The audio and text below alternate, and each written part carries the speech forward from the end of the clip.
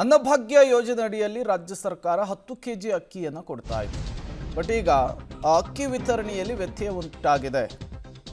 ರಾಜ್ಯದಲ್ಲಿ ಯಾವುದೇ ಪಡಿತರ ಸಮಸ್ಯೆ ಇಲ್ಲ ಅಂತೇಳಿ ಮತ್ತೊಂದು ಕಡೆ ಆಹಾರ ಸಚಿವರಾದ KH ಮುನಿಯಪ್ಪ ಅವರು ಹೇಳ್ತಾ ಇದ್ದಾರೆ.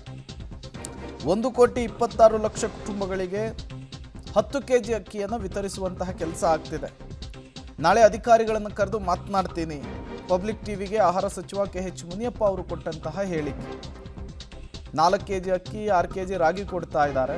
ಈ ವಿಚಾರಕ್ಕೆ ಸಂಬಂಧಪಟ್ಟಂತೆ ಆಹಾರ ಸಚಿವರು ಮಾತನಾಡಿದ ಹೀಗೆ. ಸಮಸ್ಯೆ ಆಗಿದೆ ನಾನು ಮೀಟಿಂಗಲ್ಲಿದ್ದೆ, ಆಫೀಸರ್ಸ್ ಕರೆಸಿ ಮಾತಾಡ್ತೀನಿ. ಸಮಸ್ಯೆ ಆಗಿದೆಯಾ ಸರ್? ಏನು ಸಮಸ್ಯೆ ಇಲ್ಲ, ನೀವು ಹೇಳ್ತಾ ಇದ್ದೀರಿ ಅಷ್ಟೇ. ಆರಾಮಾಗಿ ಸುಖವಾಗಿ ನಡೀತಾ ಇದೆ, ಏನೂ ತೊಂದರೆ ಇಲ್ಲ. ಪಡಿತರದ ಯಾವುದೇ ಪ್ರಾಬ್ಲಮ್ ಇಲ್ಲ. 1,26,00,000 ಕುಟುಂಬಗಳಿಗೆ ಸುಮಾರು 4.25 ಕೋಟಿ ಜನಕ್ಕೆ ಫಲಾನುಭವಿಗಳಿದ್ದಾರೆ.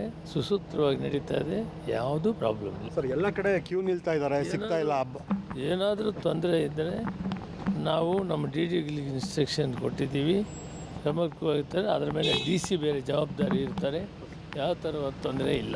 ಇಲ್ಲಿವರೆಗೂ ಏನಿಲ್ಲ ಸರ್.